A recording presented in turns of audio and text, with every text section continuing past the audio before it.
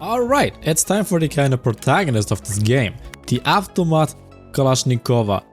Oh, you are thick? This gun doesn't care. If Mother Russia was a person, this would be it. The Swiss Army knife of guns. It works as a budget build, as a sniper, as a hybrid, can be used in pretty much every encounter, deadly as hell. Overall, a very good all-rounder, and probably most important, it looks sexy as hell. So today's episode, we take a look at why you should be playing the AK-74. As always, we start with the Modability, and to put it simply, the AK is a Swiss Army knife. You can create a lot of builds, some more viable than others. You can budget builds that are very good. You can make maximum recoil, max ergonomics, sniping, nerf gun, whatever you want. The only limitations and the reason why it doesn't get a higher rating, you can't change the barrel. You are very limited in terms of muzzle devices, especially silencers, which limits the minimum recoil builds that you can make with this gun, and that's why it doesn't get a higher rating. But it's amazing when you want to do budget guns that are highly effective, and you don't need that much rubles for it. Which brings us to the next topic. How affordable is the gun? Yeah, traders sell it for 40 to 50,000 rubles, but you can trade the N variant at Prapor for 5 Apollo cigarettes, which are pretty easy to come by and raid, if you rat a little bit. You can also trade a modded version at mechanic level 3, but I think that trade is not worth it at all. But there is even a better way to get the weapon, and that is via crafting in the hideout. Because all you need is one weapon part and the handguard and the stock of the weapon, which are insanely cheap, like 3,000 both together. And there is a way to get the weapon parts also insanely cheap. Because there is a craft where you can use an AK Vepper to create 2 weapon parts. And since this gun is insanely cheap usually, because nobody wants to play it, you get 2 weapon parts for 15,000, meaning 1 weapon part for 7,500, then the 2 attachments, which results in you getting an AK for around 10,000 rubles, which is insanely good. And again, the only thing I don't like about it are the silencers. At traders, they are insanely expensive. And on the flea market, the PPS is viable, but it has pretty bad stats in my opinion, so maybe BSG, we need a new silencer for the AK. And in the meantime, the way I do it is I always have a silent pistol with me. And then if I spot a scav, before he shoots me of course, I switch the pistol and take him out silently. This way the other players on the map don't know where I am. Then let's talk about the ammunition. And I hope you still like the grass, because there's another one. And the 545 has really good ammunition. Also very high pen bullets starting with the BT, followed by BS and the Gornik. But the beauty of it is that the BT is very cheap, so grab a stock AK 10,000, fill it with BT, go kill big guys. And of course this guy had a partner. Well, what makes BT so great? Well, against the level 4 armor,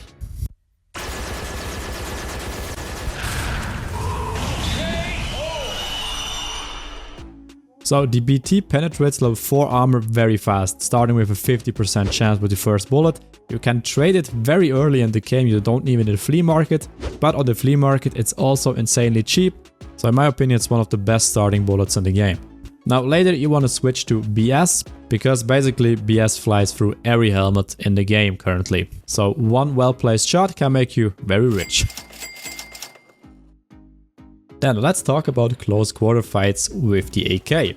Well, because of the bullets that we just went over, it has an amazing stopping power. And the AK, the recoil is manageable, so headshots are very doable.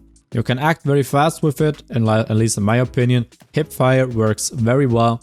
And again, because the bullets are pretty good, you don't need to land that many shots. Because remember, with the SMGs that we talked about, they need a couple of hits to go through certain armor.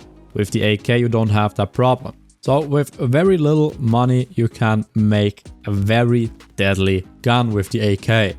But why doesn't it have a better rating then? Because yes, the AK has some disadvantages. And for that let's compare a couple of weapons, an AK, MP5 and an M4. All of them are modded to be around 80,000 rubles. Now as you can see, the RPM is pretty low on the AK compared to the other two, so the weapon shoots slower. Also the recoil is much higher than for example with the MP5.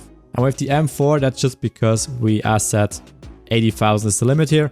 But if you mod the weapon for more rubles, you can achieve stats like the MP5 with RPM like the MP5, but with bullets like the AK. That's why the M4 is so strong. But as on this channel I'm more on the budget side, we take money into consideration. So let's compare the 80,000 version.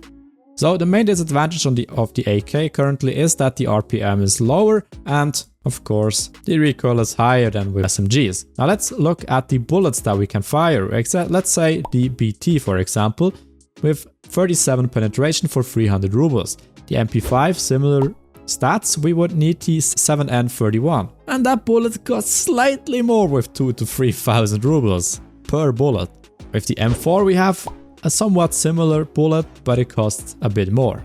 So what I want to show with this is, yes, the RPM of the AK is less than with SMGs, but therefore we get way better bullets for way less money, and that's the strength of the AK. It's by no means the best gun, but in terms of budget, it's definitely top tier.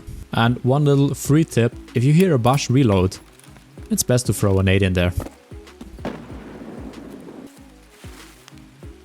You're welcome.